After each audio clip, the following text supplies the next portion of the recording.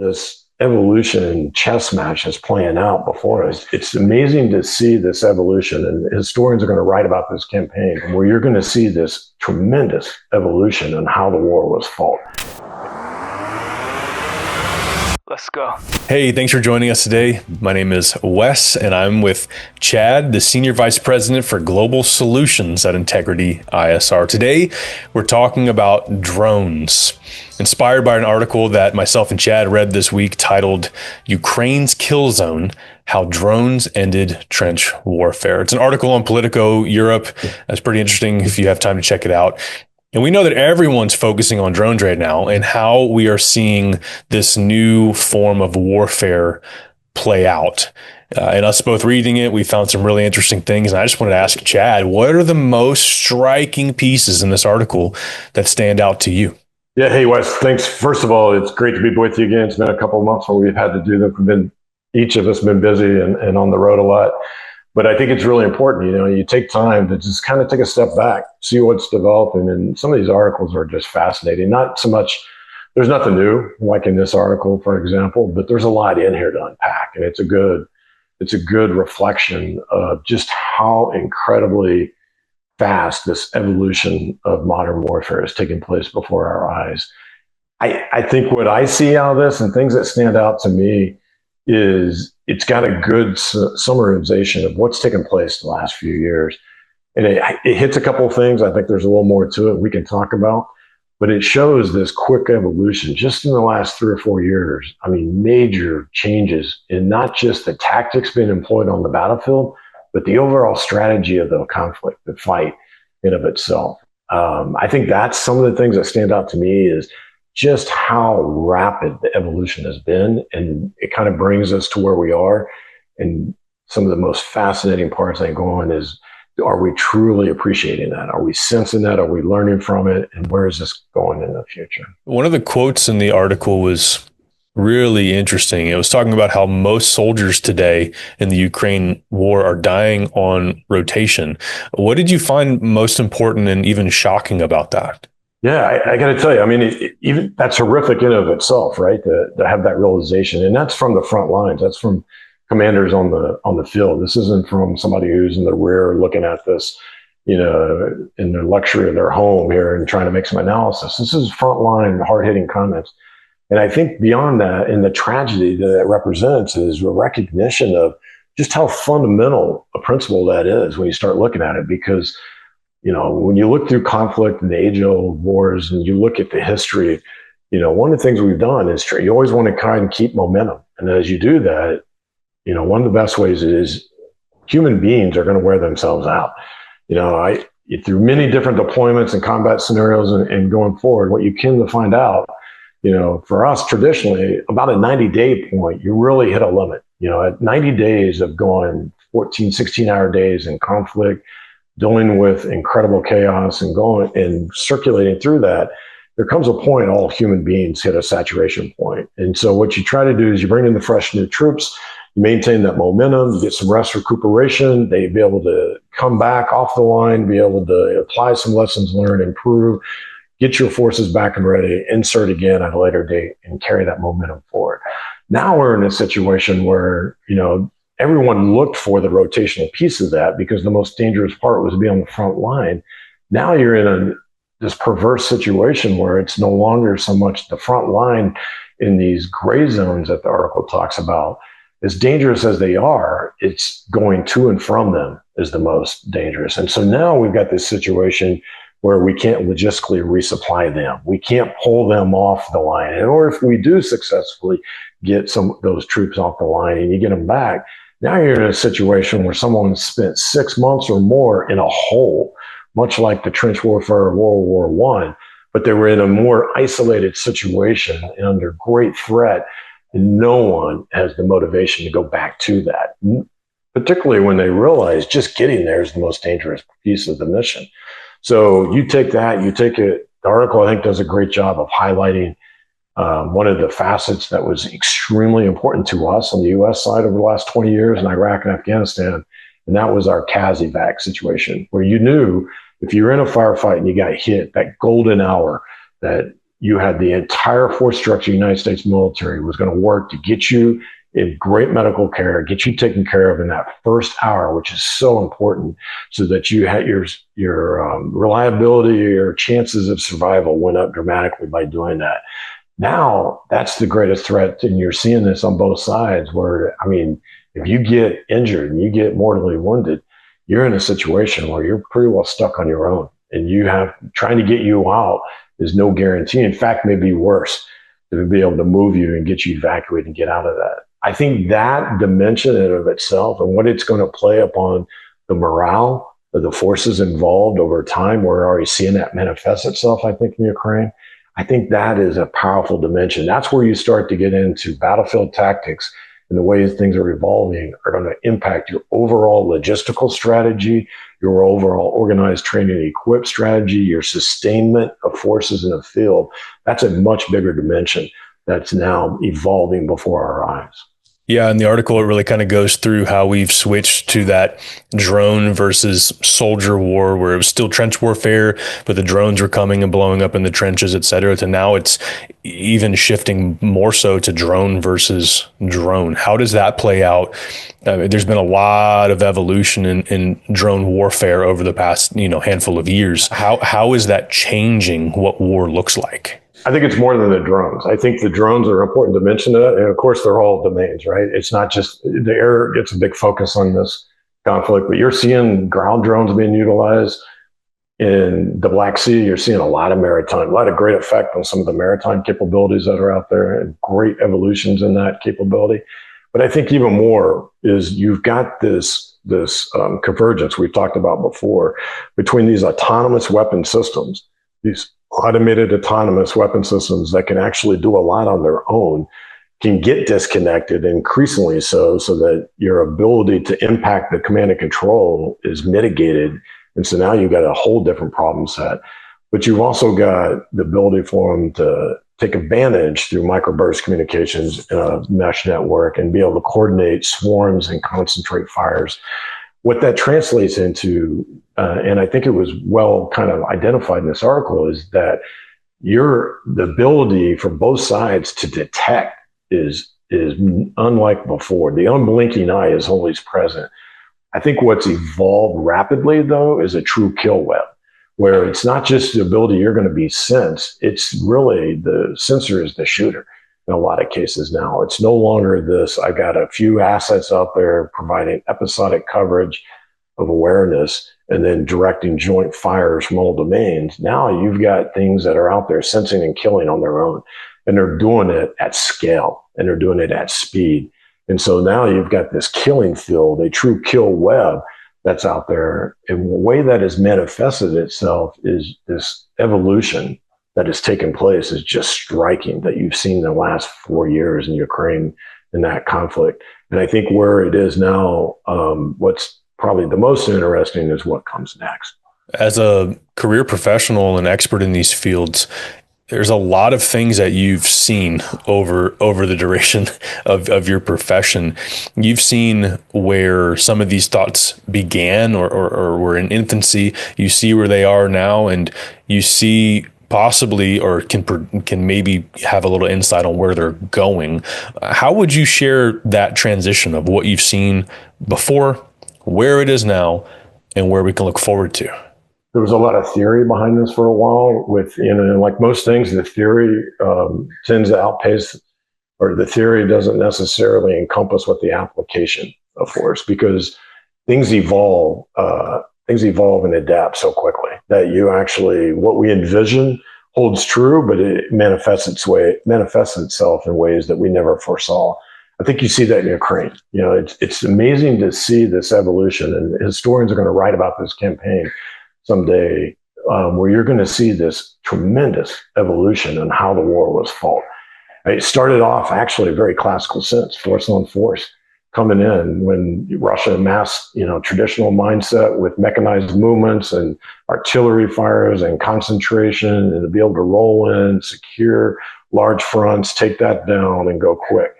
What that started and lasted a few days, and what became fascinating is Ukraine, with a lot of help, but Ukraine largely on their own ingenuity, did an incredible unconventional warfare campaign where they were able to cut off key logistical nodes early for the Russians and be able to halt that momentum pretty quickly within the first couple of weeks, and then turn it against the Russians and be able to really paint a dire situation for them, and then reclaim a good chunk of territory within that first year and do that. That evolution in itself was quite striking at the time. But then it transformed as things happened, and you start to see the Russians adapt tactics, start to incorporate their own drones and autonomous vehicles more, take advantage of some of what Ukraine was doing.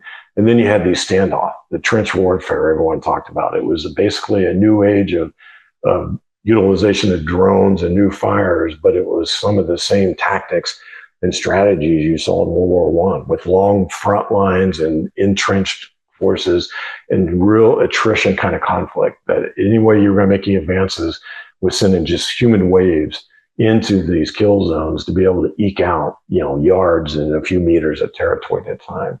I think that exhausted both sides. I think it obviously at this point it's probably had more impact on the Ukrainians over time as that's happened.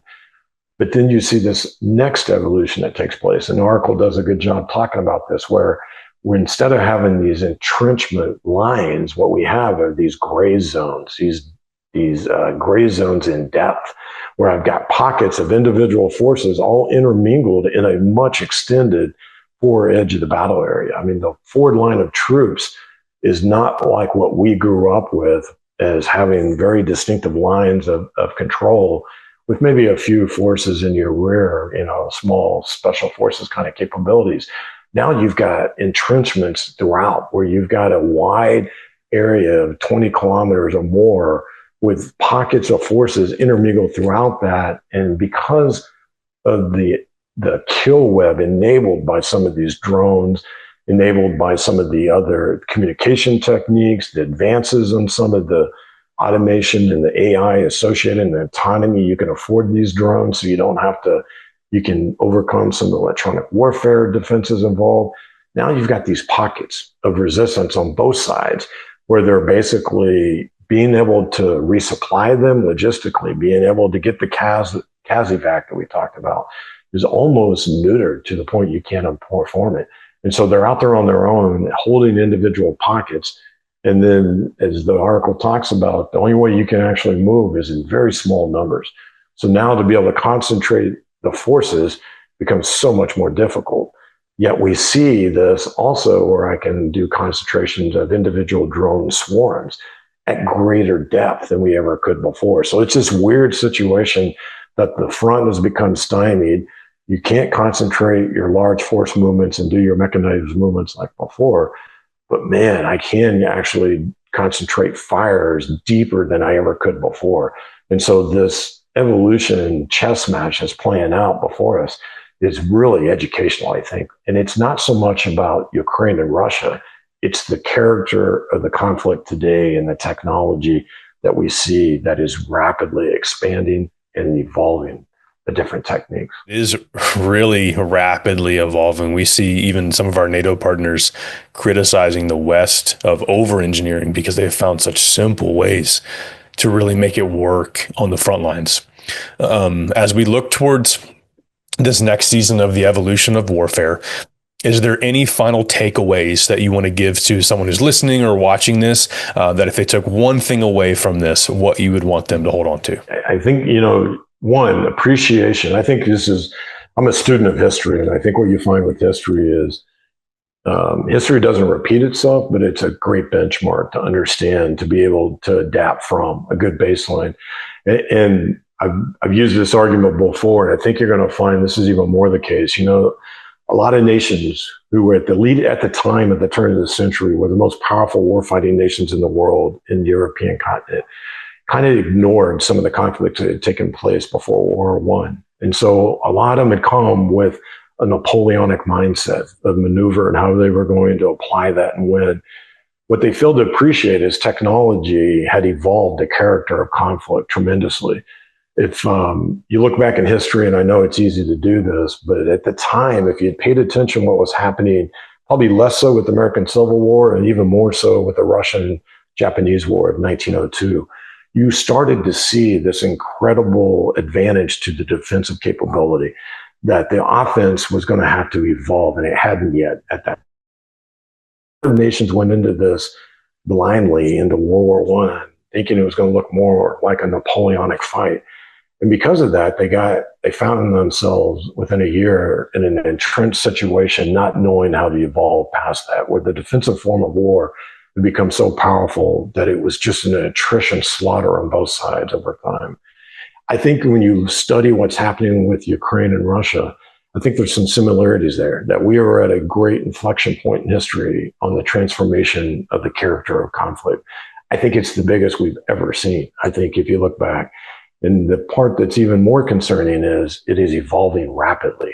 It's not doing it over generations. It's making major evolutions every year at this point. And I think that's a testament to just how fast some of these convergence of key technologies like mesh networks, artificial intelligence, edge computing, autonomy, the capability you can empower these drones, no matter what domain they're in, and be able to leverage them. That leads to key things where you're going to have autonomy, persistence. You're going to have the ability to do fires and concentration through swarms like you couldn't do before, and do it not just in particular areas, but do it at speed and scale across a wide area. I think you're going to increase your ranges, and in some regard, you're increasing resiliency. But the challenges to go with it, I think, when you start looking at it, is what comes next? What's the next evolution? And I think right now you're in a situation, we talked about these deep gray zones and how really it's back to being a defensive, very defensive oriented form of warfare right now, with just incremental creeps of offensive capabilities. I think that will evolve. I think the next part of that is going to be, out of necessity, how do we amass fires and be able to do concentrated movements? Maybe not the same way we used to do it. Maybe not with humans. Maybe in another way where drones are paving the way and punching a hole to be able to take advantage on the second wave with concentrated mechanized forces. I don't know, but I think that's some of the things we need to start thinking about, is not look at what's happened now and how is this going to apply in a different fight in a different area, and how do we see some of those lessons we've learned manifest themselves going forward.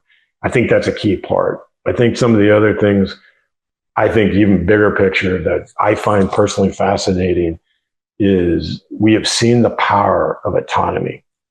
For those who've been in profession for a long time, huge proponent of mission command, where you push authority and command down to the lowest level of echelons as possible.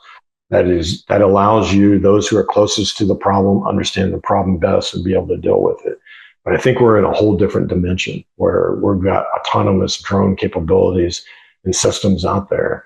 And so the best way to utilize them is not to screw them up and slow them down with man in the loop, is to truly be a human on the loop enterprise. But that begs questions. How do you command autonomy? It seems like an oxymoron, right? There is definitely a command element to that, but how do you do it and not fall trapment to the typical human tendency to want to be able to the long screwdriver and be able to start monkeying with the tactical decision making? You have to let it go. You have to go, but you got to pull yourself back to be able to affect the longer term strategy and the goals, and do that without slowing down the machine to machine interfaces that are transpiring, because it's just going too fast. And at such a scale now, you are in a machine on machine environment. So I think those are some important lessons. We start to take away is what comes next. How do we deal with autonomous systems, and how do you really lead them and command them? Because that in itself is a dichotomy. And then the third part is, what does it mean for the human dimension? The human dimension is still the most important and critical element to all this, but it's rapidly changing before our eyes. And so I think when you start doing that, things like tradecraft matter. How do you train it? How do you organize, train, equip our forces today for what is already here and what's going to come in the next 5 years? And I think that's a tough one. That's one of those that, like most organizations, it's hard to change the culture and get those adaptations quickly, but I think we have to do it. And so the question I think comes out of this, the biggest one is, are we ready? Are we truly learning? Are we incorporating what we're seeing into our training, into our tradecraft? And as you know, in our business, that's what we focus on. And that's what we try to do is stay abreast of this and make sure we can apply our experiential set to a rapidly evolving environment and prepare forces for what's coming next. That's great insight. Thank you. Thank you very much, Chad. Before we wrap up, I feel like it'd be amiss if we don't let people know who Integrity ISR is, what we do, right? If you're interested in cyber, space, C4 ISR, C5 ISR, whatever, however you're calling it these days, Integrity ISR is a veteran-led defense company that trains people who protect the nation's most critical domains. We support American government and military, as well as our allied countries and industry as well, with mission-ready instruction, operational expertise, and intelligence-grade analysis. Again, Chad, thank you so much for today. Your insights are always incredible, and I can't wait for people to hear this. And if you are watching this and you have questions, let us know in the comments. We would love to dive in deeper on whatever you're looking for. Hey, Wes, thanks for the opportunity. It's always great to talk with you, buddy, and look forward to doing more of these in the future.